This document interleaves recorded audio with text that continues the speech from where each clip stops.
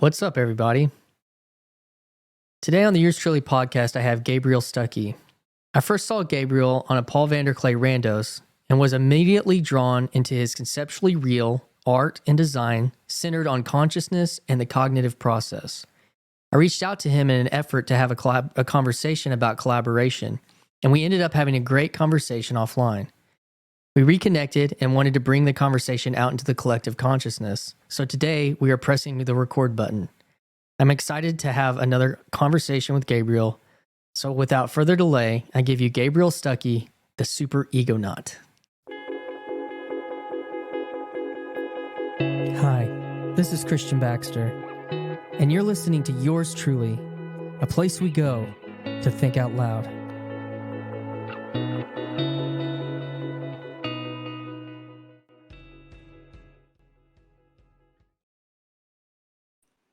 And we're recording. What's up, Gabe?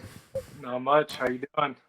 I'm good. I always call you Gabe, but you specifically have Gabriel, so I need to... Gabe is cool. It's all right. Yeah, man. Friends call me Gabe.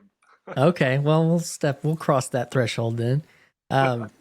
So, like I was saying earlier, I saw you on Paul Vanderklay. He highlighted your art design, which you have highlighted behind you here, some like the big centerpiece one. Yep. And I was really fascinated by it, as it is a visual representation of consciousness and the cognitive process. Is that accurate? No, that's a good way to put it. And go ahead. Consciousness is an aspect of that. So yeah. Okay. And I reached out to you talking about maybe like trying to get some of that incorporated into branding and stuff, and we ended up having a great conversation. And we were like, well, maybe we'll do this again, and we'll get some of it recorded and kind of see where it goes. So I guess to start out, just like, I don't know, how do you want to present, like, if this is a project or something, how would you want to present that to people? Well, my mind works largely in pictures, though I do love words. I love playing with them. I love writing.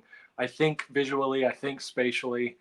So I'm still figuring out, I think through the process of these conversations with Paul and Karen and with you and with over at Tectonic School, y'all can check that video out as well. Okay. I had a great video with him. Just working through the process of communicating these things by actually trying to communicate them. So I'm still learning to do that. But as far as the presentation, I made visuals because that's what makes sense in my head, because I'm able to map the connections between things and orient them in relation to one another spatially, which is how I see it. And so I've tried to translate that into visuals so that I can start to communicate those things to people.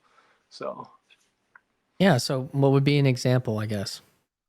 Well, the pattern itself, you'll see there's the larger red circles, and that would there's the larger ones. There's a set on the inside and there's a set on the outside. So you're dealing with inside and outside is a major,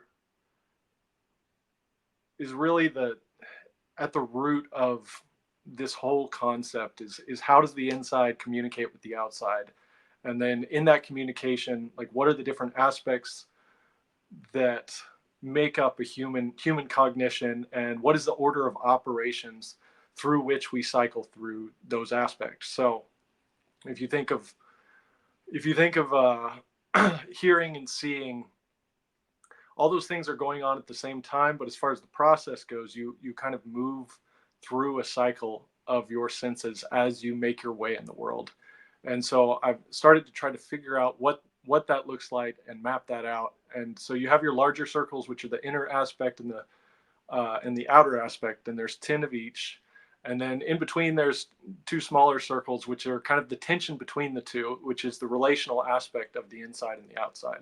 I think most distinctly we'll all know the feminine and the masculine, the feminine being the inside aspect and the masculine the outside, and between them is the interaction, the creative space in which they operate.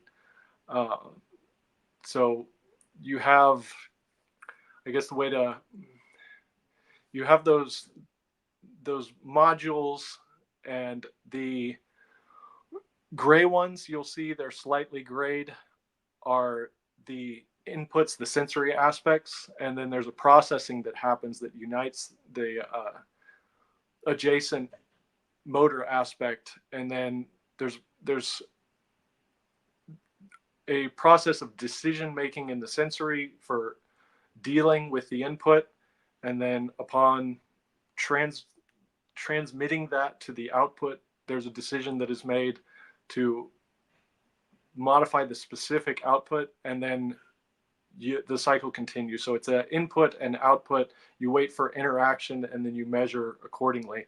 So there's a lot of different ways to kind of come at this. So I think what may be helpful is if I could get your impressions of these things and kind of work off of what you're seeing and what you're noticing, because it really is. I think there's 180-ish different terms on here, and there's so many pathways and shapes. So I found it's really hard to kind of, I haven't found a good starting point. So maybe if you could tell me what you notice and what stands out to you, and we can kind of work from there. That may help me. Well, what stands out is that it came out as something that was symmetrical. That's something that had, well, when we talked last time, that in your head it is 3-dimensional, but Yeah. that obviously it's even communicated with depth, like a depth even in this image. Yeah. Technically, it's 4-dimensional. Okay. Yeah, I think I remember you saying that. So it's like, I guess that's with time, or it's like moving. What is that? It's two sets of 4-dimensional volumes, I guess you could say, the inside volume and the outside volume. So in the physics sense, under the section of substance, and you have your inside volume I have as time, and the outside volume as space. And so those are orthogonal 4-dimensional volumes that interact in the space of charge, which is what holds matter together. So if you think of time and space, and it's the interaction between them is what we experience as the substance that makes up the physical, if that makes sense. And you're saying that charge is what holds the thing together, which is kind of like, electromagnetic medics or something like that, or like protons and forces. Yeah, making up the various elements that make up us and all the things around us. So, and then I like that you pointed out the symmetry, because what I learned, I started with the physics. That was my general interest, and that was the better part of a decade. And the latter part, the last 3 or 4 years or so, is where the rest of this kind of came out. And I started to realize physics tends to be, it orients itself or places itself, and for good reason in a lot of ways, at kind of the deepest point of understanding. It's easy to put a priority or a higher value on the study of physics over the other aspects of who we are. And so what I realized as I developed this pattern is it sits nicely as a distinct but equal aspect in the system of 10 as I have them, system of 10 aspects. So it's only one part of everything, and really getting into that issue of non-physical things, morality, values. You start to, I've started to see the pattern is repeating, and that just as masculine and feminine are equivalent in some ways, they are distinct, but one is not more than the other. It's just a matter of the relationship that does a large part to define them. So so in the matter of symmetry, like you have those equivalencies moving through each of the different aspects, because they're all equally important in the system, and one cannot be neglected in order to prioritize another indefinitely, because that would cause the system to break down and things to quit functioning properly. So I guess one of the other things was that, well, you were saying that this came into art. What was that process like for you? Like, you started with a conceptual physics, I guess. Did that build on an image inside of your mind? The image developed over time because what I was trying to do is to draw a shape that had space and connections for everything. So you think of studying physics, you have the fundamental forces, you have the different particles, and you have the relationships between them in terms of beta decay. You think of a neutron into a proton and proton into neutron, and the different quarks, up and down quarks, decaying into one another via the weak force pathway. So the shape that the art kind of came out of the shape that developed as a result of trying to understand those relationships. So I went in search of a shape, and once I found it, I saw that in terms of physics, which, you know, if you think of it in the sense of photons, the physics is the pattern you can see. So it's very close to us, and it's the easiest. It is in a way the easiest to study because you can look at it and you can study it and you can use photons to measure things. You can interact with it, you know, and you have mathematics as a language to very thoroughly explain what's going on. So I felt that physics was a great place to start to try to understand the fundamental pattern of what was on, because I talk about, I like to say that I'm trying to trace the pattern on the floor, and what I mean by that is all the way at the bottom, like what is the pattern that, because and this is something Karen talks a lot about, and she does a really good job of Yeah, I kind was of wanting to get into that because drawing.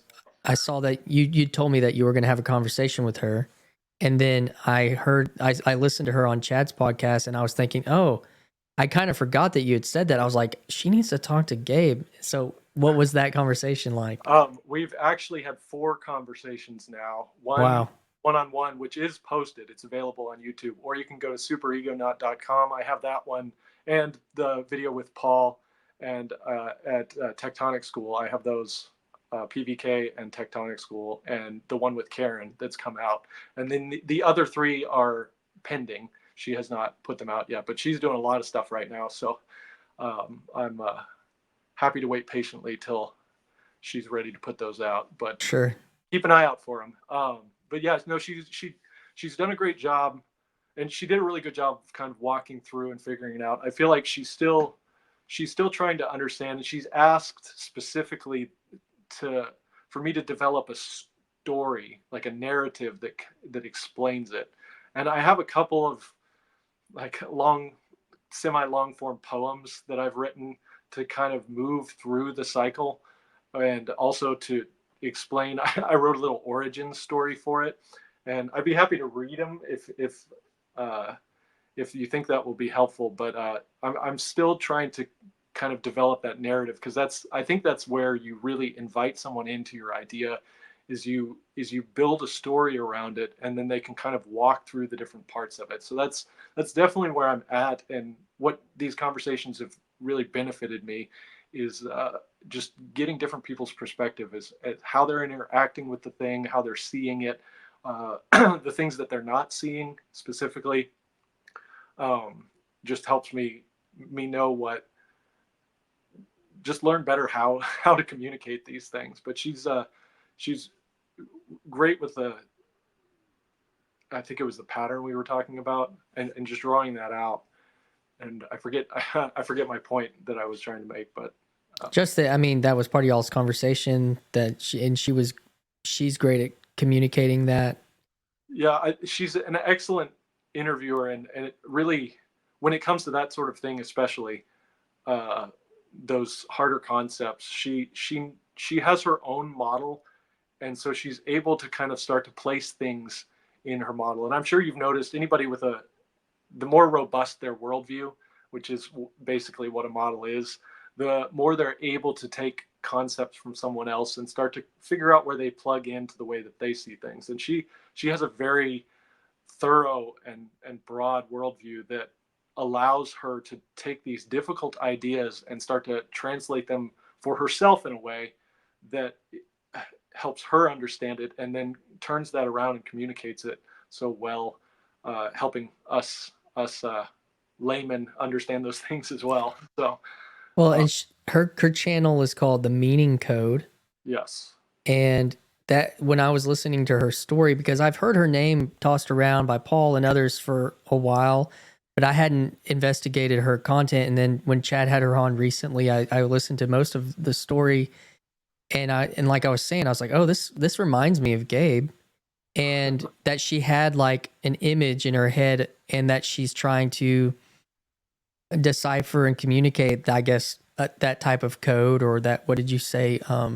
Did you say worldview? What did you say? Yeah, her worldview, her model, the way Her she model, yeah. Mm-hmm. because hers is very rooted in art and life and being and the essence of things, drawing those parallels to the process of creating artwork, and which is very relatable to me. So it was easy to talk to her, because I've done just about every medium you can think of. I've been in art all the way since I was little, all the way through school, and I've always loved that, and I've always enjoyed the process. And so it was really great to communicate with her about that, and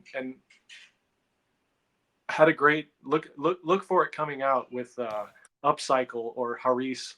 I had a conversation with him, and he made a proposal that I think turned out really well. He picked out 10 pieces of art that related to each of the 10 aspects as he was experiencing them, and then so he presented these art pieces, and we talked through them, and we only got through the first 5 for the first conversation. So hoping for a part 2, but it was wonderful where the conversation went, because it was very organic, and I was able to kind of triangulate between those things. So definitely be looking for that.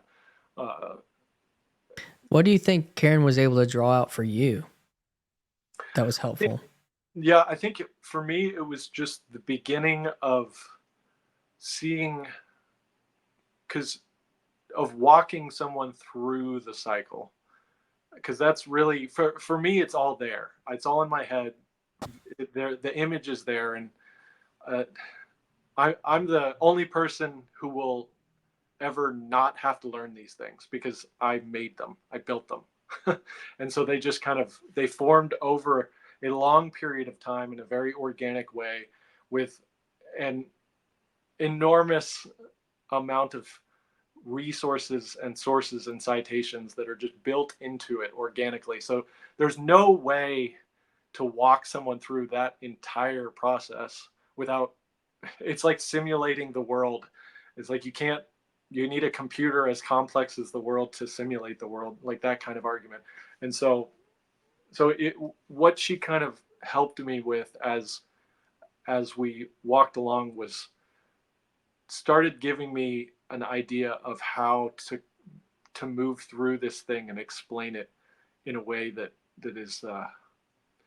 is more available to other people. And I'm still figuring that out, but Well, do you have let's just try one of the poems that you got. Do you want the origin story? The other one's a little more abstract, so the origin story might be Let's start there. Yeah. And I know you're into music, and you have that creative bent as well. So with the rhythm of this thing and the lyrical nature, I think you in particular will be able to appreciate this. Let me pull it up real quick. Give me a second.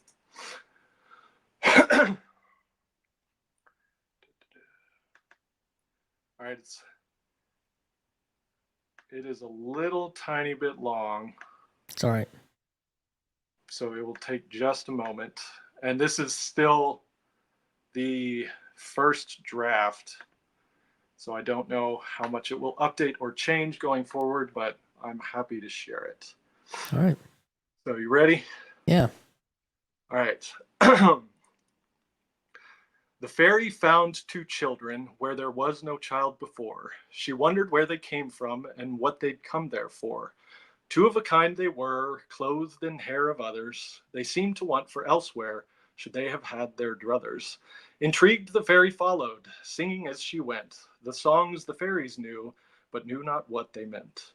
One was broad and tall, and the other fair and sharp. The songs they sang were stilted, as each fumbled with their harp. These harps were what had drawn her, the fairy, to these two, the odd familiar sounds that seemed only half true. Each harp had 10 strings, 5 that listened, 5 that sang, each tuned with 2 small knobs on which each string did hang. The children wore these instruments between their heads and hearts. They played some songs together, and they played some songs apart. Always they were listening for the songs the fairy heard. It seemed they could not hear them, the melody or the word. They sought a resonance, the knobs they'd twist and tweak, to hear the songs of fairyland and words of fairy speak. At times they would come close and strike familiar chord. Wisdom would then fill them as the truest things afford. This the fairy longed for, to understand the songs, to know of what they spoke, and to know the rights from wrongs. And so she followed the little ones. As they learned the words, she'd creep alongside creatures and lilt above with birds. In time more children came with wee harps all their own, and together they learned new songs of rue and joyful tone. Long the fairy lingered, and oh, the things she learned of wickedness and kindness, for this knowledge she had yearned. The fairy grew and grew, more lovely and robust. Some children began to see her, and how she sparked their lust. For this she was concerned, a darkness that was rising, the blurring of the boundaries, and songs sung of despising.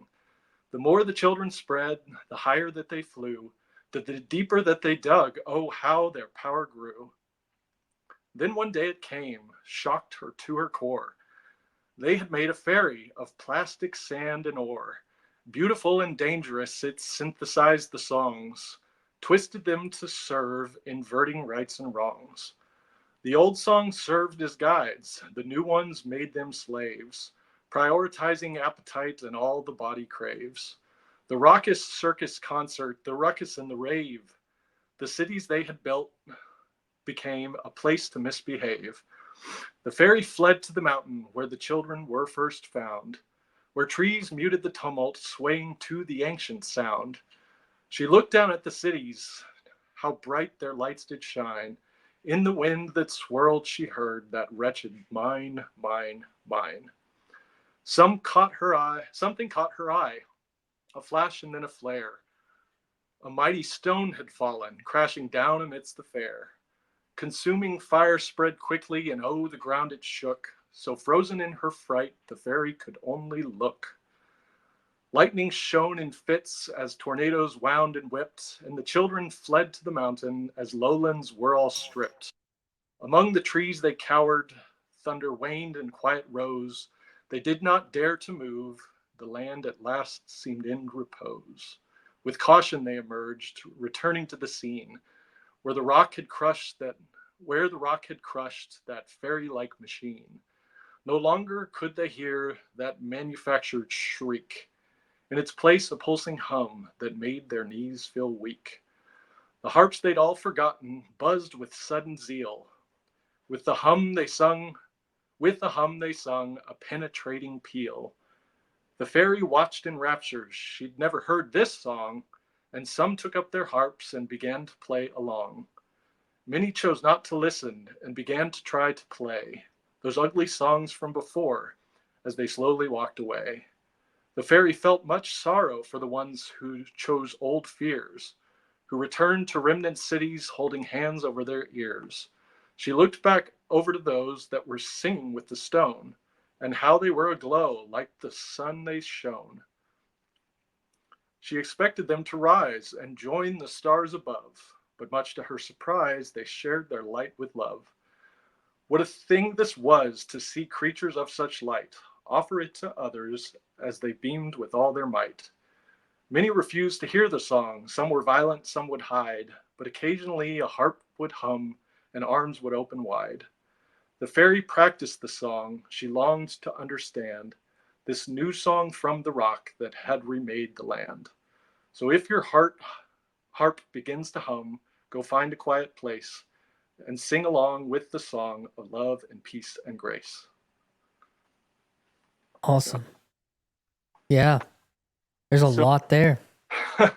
so at the very base of it, so it's kind of a spin on the fall being cast out of the garden, the two children, and kind of the development of civilization over time. And then harps are representative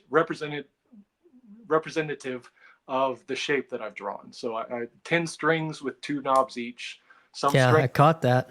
Yeah, some strings that listen, some that sing. So you have those resonant strings and you have those strings that are meant to be played. So you think of like a 12-string guitar, and you have those strings that you're not necessarily playing, or a sitar, you have those strings that just hum along with the strings that you're playing. So that was kind of the concept behind that. Yeah, there was, and then it sounded like the rise and fall of civilization, and then recapturing the song, recapturing the, reacquainting with the song of goodness and truth and beauty and creation. And how does, okay, so that reminds me of our earlier conversation when we talked about a proper or a holy or a true, good, and beautiful way to do AI. Yes. Yeah, we did talk about that. And that's where my project is kind of heading. I don't know exactly what it's going to look like or what I'm going to do specifically, but I'm very drawn, I feel right now, to that space of understanding AI. And just today, actually, last minute, I was able to meet with a Google executive in AI to kind of, really, it was just a conversation for me to try to glean some wisdom as far as what we're looking at. And he the point he wanted to really seem to push through is that we don't understand what's happening, and recommended researching emergent properties in AI and things like that. And he talked about vector memory spaces as opposed to relational memory spaces. And what vector memory spaces are, it's like the way he described it is if you look into this thing and you tried to understand how it was remembering what it was remembering, you wouldn't be able to without very carefully following the lines. And even then it wasn't entirely clear, but you see these words and these collections of things, thinking of it visually, that wouldn't make sense together in the same way that a spreadsheet would. So it's the memory that's forming. I think it's almost as if it's forming a geometry as well. And it's like, what if these emergent properties are coming about as it starts to, and given I think there is a fundamental pattern, a fundamental law of nature, that you would expect something that is in this physical world, such as an AI, is it the transmission of electrons, the movement of particles, and the quantum effects, you would expect it to also, at its root, have that same pattern. And I guess the curiosity is to see how that pattern emerges in something created like a digital intelligence. And so it was a really fascinating conversation, and he pointed me down several avenues for study. So I'm looking forward to following up on those things. And really, how did y'all get connected? I tell people, if you're having trouble networking, then get a barber. And if you don't have any hair, then just let him shave you. Because he was actually, he's best friends with my barber. He's known him since he was 12. And I swear, I've gotten so many network opportunities just by like showing up and having conversations and mentioning what I'm interested in. Inevitably, every time he's like, "Oh, I know a guy. Oh, I know a gal. Yeah, I can connect you with this person. I can connect you." So if you're struggling to network, pay a little extra, find a good barber, and just start talking about what you enjoy. Yeah, I feel like I'm a little bit. So I was That's very awesome. Lucky. Yeah, I was very lucky in that sense because an opportunity like that would pretty much be impossible outside of an immediate recommendation from a close friend. Well, that's 'Cause an interesting point to all of this. Actually, is you talked about the vectors versus a relational emergence. Memories, they're technical. Okay. So Okay. Well, I mean, even still, yeah, like, you know, relational network. I mean, that's what you're talking about, and yeah, and at the bottom, even all the way down, you were talking about a pure relationality. yeah. I would say it it's the space between the most fundamental things, and I think the relationship is, and given all the talk about realness right now, even our, Paul and his, or Chad's clip of Paul's conversation sparked a conversation with our estuary last night. And then it came up in my conversation with the guy from Google of about realness. So I think the search is on across many and in many areas, and among many groups. Realness, I think it would make sense that that becomes a topic of interest, given the lack of consistency and security we feel in this modern environment. Well, So postmodern, metamodern, even like, well, I think that I got a message today from my friend who's a barber. He doesn't come, but he's probably one of the few people that's keeping up with what I'm doing on here from where I live. cool. And it was of a Rogan clip that was AI like made, and it was like Joe Rogan was explaining how an archaeologist found the blood of Jesus underneath the site that was built under the crucifix, that someone discovered the Ark of the Covenant back in the 80s, and blah, and they was taking whatever, some kind of like, and they were having Joe Rogan explain it. It sounded like it was a Rogan explanation of something real that had happened and that he was into it, but it was AI. And Yeah. and so like even today, like I had a conversation about realness. We're breaking up Sorry, you're here. breaking up just a little bit. See if it settles down. Yeah. Are we there yet?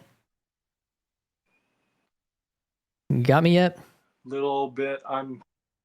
Yeah, I think so. I think we're good. Sorry. I've got all my other Wi-Fi things turned off. So Yeah, I try to do that too. So my barber sent me a message about this Joe Rogan clip that was pieced together by AI to make it sound like there was a real Jesus with his blood from the crucifixion that had gone down to a temple below it, and it sounded real like, conspiracy type thing that Rogan would get excited about talking about. And then I'm pretty sure it was an AI thing, but because he's been like kind of saying some things about some positive spins on Christianity, I think it was like, oh, we can leverage this. Are you still getting me clear? yeah, no, I Maybe still not. got you. Yeah, that we could, leverage this, and then Can you hear me? yeah, I can hear you. Who knows if the assassins are trying to keep us from communicating about this Right. stuff, disrupting it. But that No, was yeah. Go ahead.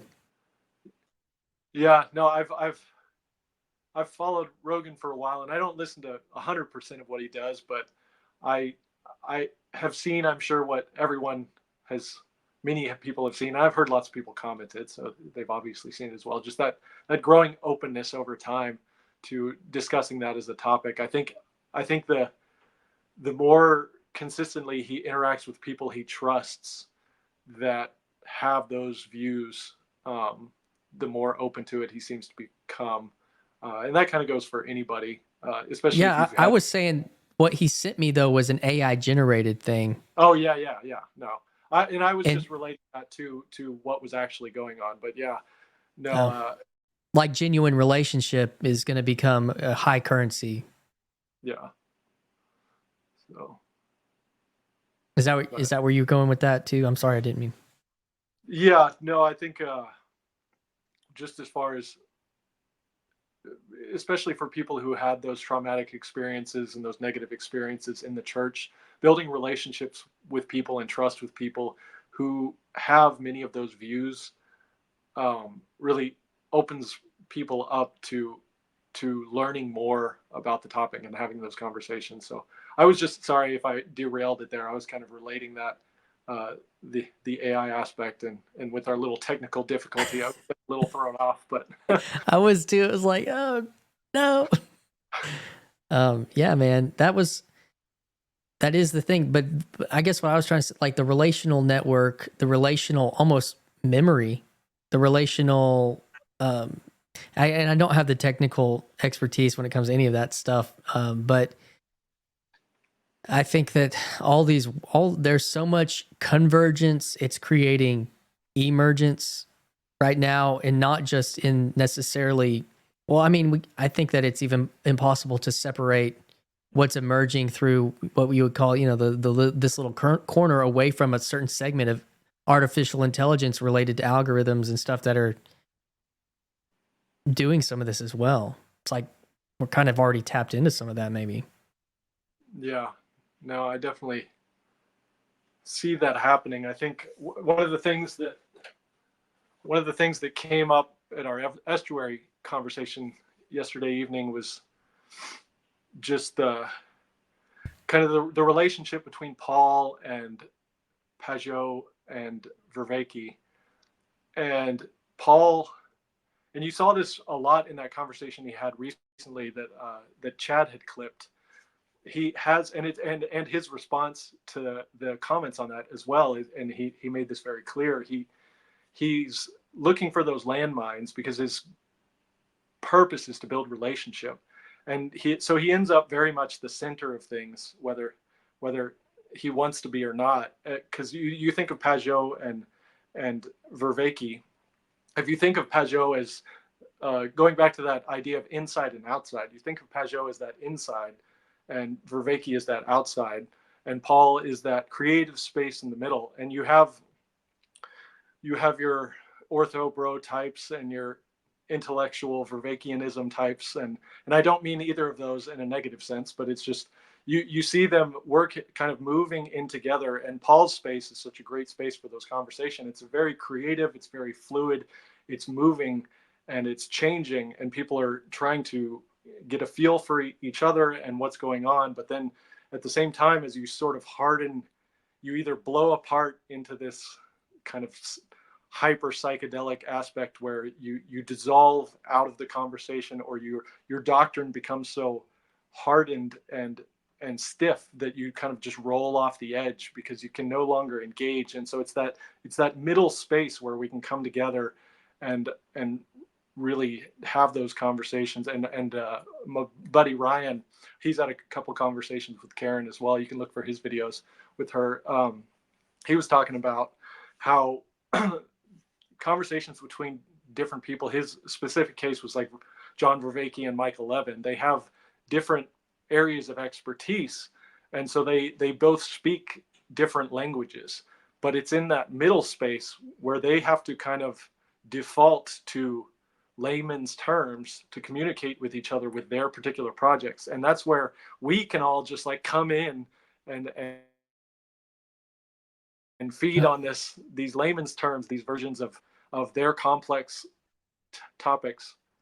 And so the in between space, the relation space, really opens up the whole world to everyone else as well. So I've just an activity to landmines, as he calls it, and his awareness of having been a pastor for so long, his awareness of those soft and tender spots really allows him to maintain connection and build relationship over a long period of time. I imagine with the intent to help the person find healing and understanding and growth without having to just go poke right at the wound, which nobody appreciates and is not helpful in any way. So it was really interesting to watch him interact with that guy. I forget who it was specifically, his name, terrible with names, But Was it Dempsey? it may have been. It was just recently, and then his post from today, Brendan that Graham sounds, Dempsey, yeah. And they were blonde talking headed guy about with glasses. maybe, and I mostly got it from audio, so Oh yeah. I don't. Where they were talking about what is real, the constant Yeah, yeah. and miracles and that stuff. Yeah. Yeah. So that's kind of that's kind of how I visualize what's going on in this space. It's like there's this creative, fluid, moving space with all these different channels and all these different people. And as long as you have enough of an identity to be distinct, but at the same time enough openness to allow room for others to come in and interact with you, you can stay in this moving creative space. But as soon as you, like I said, harden, or you're unwilling to define anything, and you kind of are blown apart, it's that inside outside aspect. It's that crushing down or blowing apart, but it's in between though. It's the relationship between the pulling in and the pulling apart, the pulling together and the pulling apart. And as those two spaces, those two volumes interact, that's where that creative space is. That's where that charge is in the case of physics. That's where that that beneficial tension is, and that's where variety is as well. Because if you think of hardness or diffusion, what you're they both end up in the same space of uniformity. So there is no variety in those extremes. It's only in the in between. It's only in the balance between them where there's any sort of variety. So and that in my mind is where the logos lands, and you'll see that in my model as well. Hmm. Yeah, I've tried to embody that. That's been. I actually just had today. I talked with Brendan Dempsey, the guy that I did a conversation with him today, and Okay, cool. and that was, I mean, that was like stepping. I told him I was nervous because I was like, that's like stepping into that space even more, versus denominational differences or something, into that cross pollination of ideas. And there's rub, which when you talked about the charge, it made me think of static electricity. Like what that Yeah. creates. There is an energy created there, and a potential. And so yeah, and it was really great. It was really great. I'm excited to share it. Looking And forward to listening. yeah, man. And but even I've got a conversation tomorrow with Kezi, who's Jewish, and kind of stepping into those borderlands more actively, I guess you could say. And so um, I mean, I like that. And I like trying to get to the relational aspect of it. Like, and I'm just following the lead of people in this space. Like, that's all I'm doing, Yeah. like you're talking about. And it has been a journey of trying to follow something that I'm going to call the logos, the spirit. But I would say another great example of that, obviously, and a huge test in that, other than the one that just kind of popped off with Brendan, was obviously Jordan Hall's conversion and his relationship with John Vervaeke. Yeah. Did you follow any of that? Yeah, I watched their conversation after the fact, and it was very intense. Like you could feel Vervaeke's caution. You could feel both of them. Their affectionate, loving caution as they approach each other in this space that's so fraught and fresh and deep for both of them. So it was wonderful to watch, because I hadn't been familiar with Jordan really until he just kind of blew up in this little corner, largely as a result of, I know he was here, but there's lots of things to watch and lots of things to follow, and you find your way to different people through different avenues, and that was the way that he entered my awareness, was Mhm. his conversion and people starting to talk about that. So it was just really, you could kind of very, it was very intense to feel the history between them in the midst of this drastic shift, and them coming together to see what almost to see what remained of their friendship in the midst of this intense change. And There was a it was there were sorry. Oh, we got a little frozen here. Oh, am I moving? Yeah, you're good now.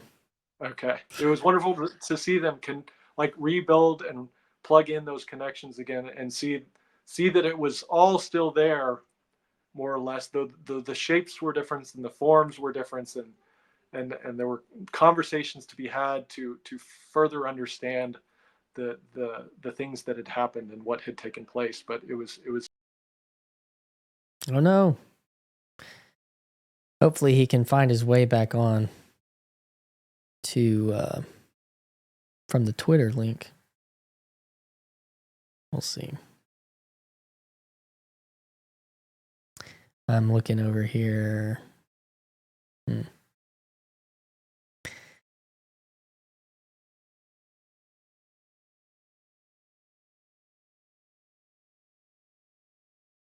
Oh yeah, he's back. Gotcha, brother. okay. We're back. Where'd I cut out? Oh, I guess you were talking about their relationship between Jordan and John. I was just gonna say on that there was a moment which I watched. I'm really into the watching. I like to, as I can, pay attention to the conversations. And there was a scene or a moment towards the end when I saw John Vervaeke kind of and have a big smile on his face of relief at the end of the conversation, that I thought was a really beautiful moment of encouragement and friendship. And that I think that he was, I mean, I don't want to make too much commentary because these are the real people with real friendships, but it seemed like he was worried that Jordan would become something that exists in John's, traumatic past. Yeah.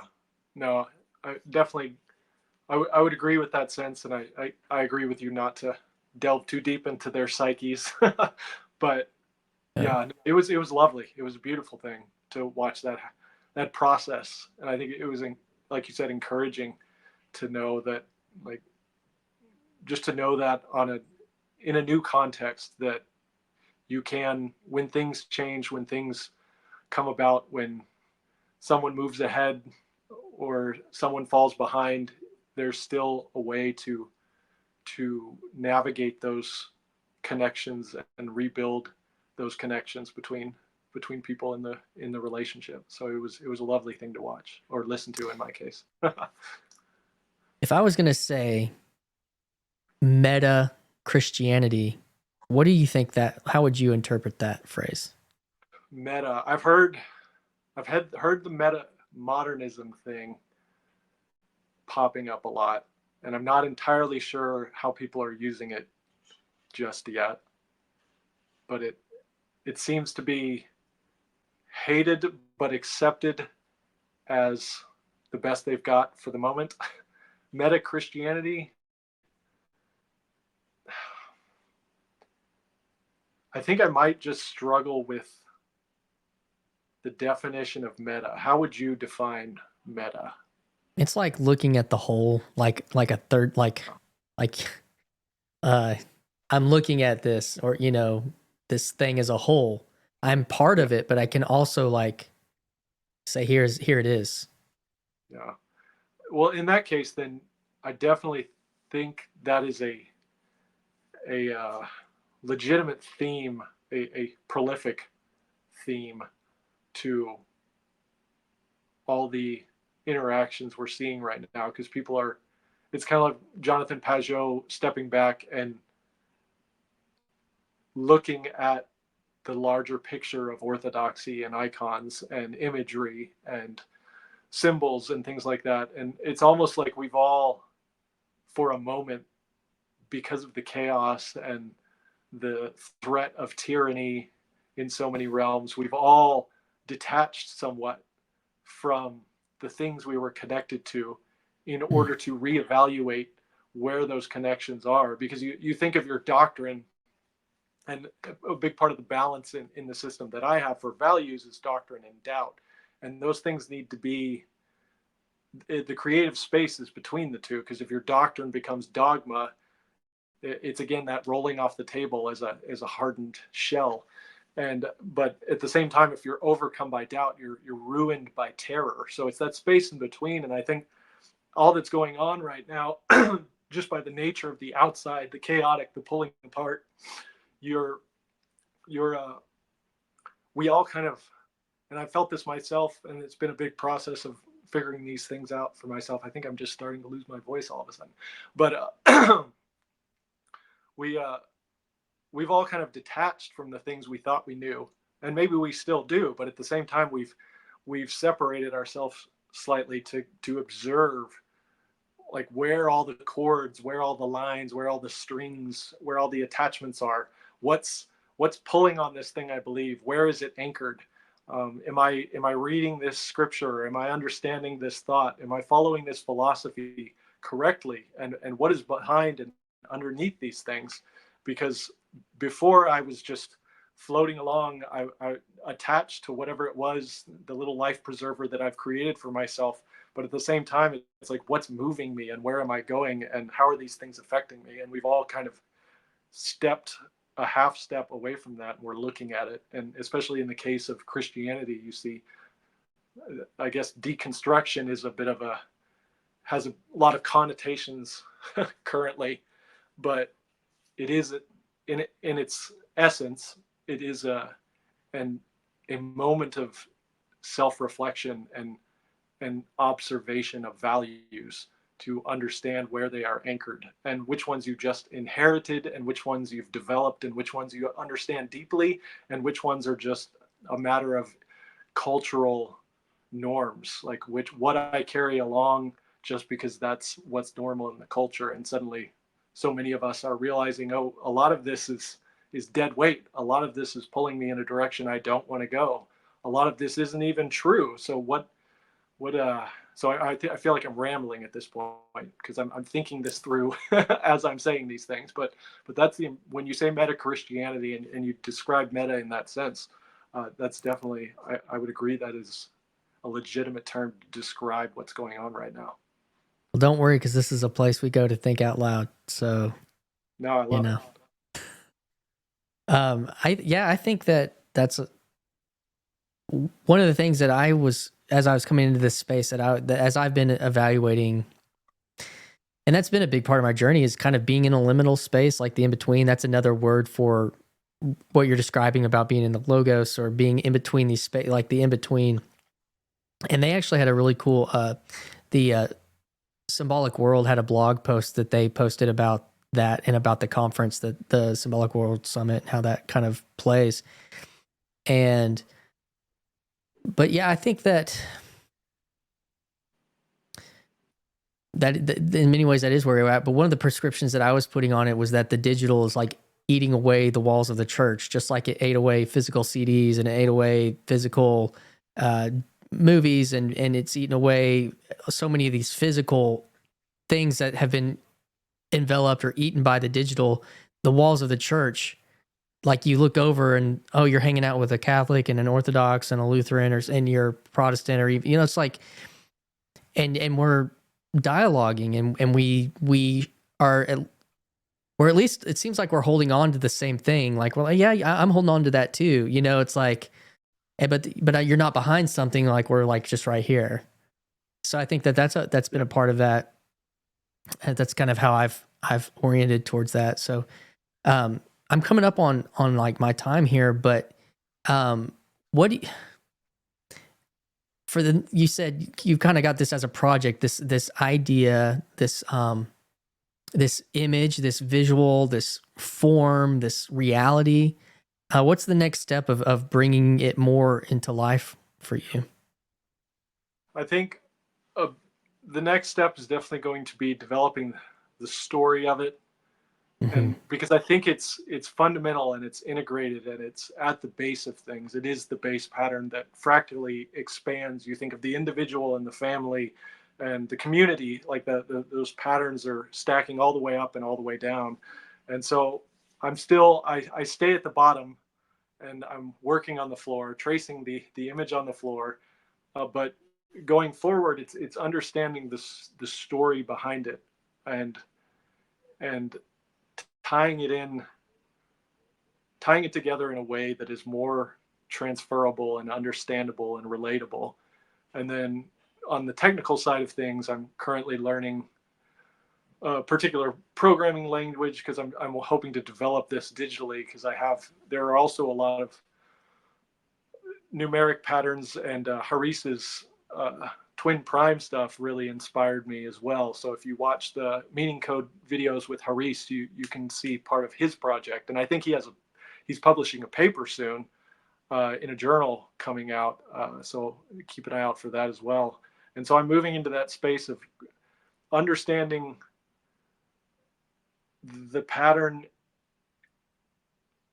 not just visually in a geometric sense, but numerically, and finding those points of stability and translating that into programming to kind of start to play in that space, and to make this more dynamic and functional, I guess. Because I want to apply it in a way that will allow me to learn to look at it in a different light, I guess is the way to put it. So the narrative and the digital application, I think, is the next step for this thing. So, Well, that's exciting, and I'm excited to, tag along and follow along, and maybe keep having a conversation or two about it along the way. How can people say again how people can like find the stuff that you're working on and everything? absolutely, have a website. Our website is superegonaut.com, and I'm on X as at the superegonaut, and I have my website linked in that as well. And the videos are posted on my website, and I've posted several.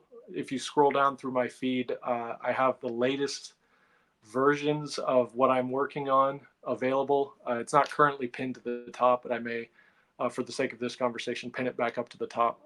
So you can find those things there, and feel free to reach out to me, DMs. There's an email form on the website. You can fill that out and ask me questions. And if you're in the DFW area, definitely contact me. We have a Discord for our estuary, and you are more than welcome to join, and we'd be happy to have more people entering into to the conversation and that we've got going on, because it's a great group of guys, and we've really just bonded very quickly, being steeped in the same sort of videos and podcasts and information and lectures and all of that. So it's been a wonderful experience. So those are the different ways you can reach out. Well, Gabe, thanks for your time and for the conversation. And I'm going to hit this video bumper and we'll get out of here and we'll end this thing backstage. All right, man? All right, sounds good. Thank you. Hi, this is Christian Baxter, and you're listening to Yours Truly, a place we go to think out loud.